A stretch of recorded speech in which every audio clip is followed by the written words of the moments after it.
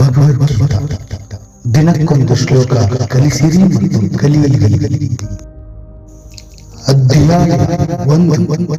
ಅಧ್ಯಾಯ 1.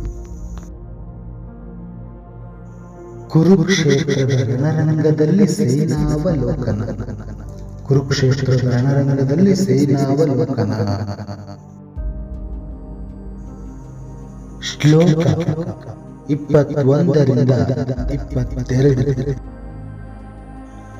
ಸೇನೆಯೋರುಭಯೋರ್मध्ये ರಥಂ ಸ್ಥಾಪಯಾಮೀಚ್ಯುತ ಯಾವದೇತಾ ನಿರೀಕ್ಷೆಯಂ ಯೋದ್ಧು ಕಾಮಾನವಸ್ಥಿತಾನ್ ಕೈರ್ಮಯಾ ಸಹ ಯೋದ್ಧವ್ಯಮಸ್ಮಿನ್ ರಣಸಮುದ್ಯಮೇ.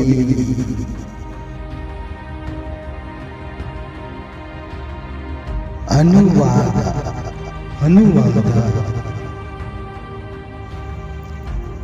ಅರ್ಜುನ, ಹೇ ಅಚ್ಯುತ,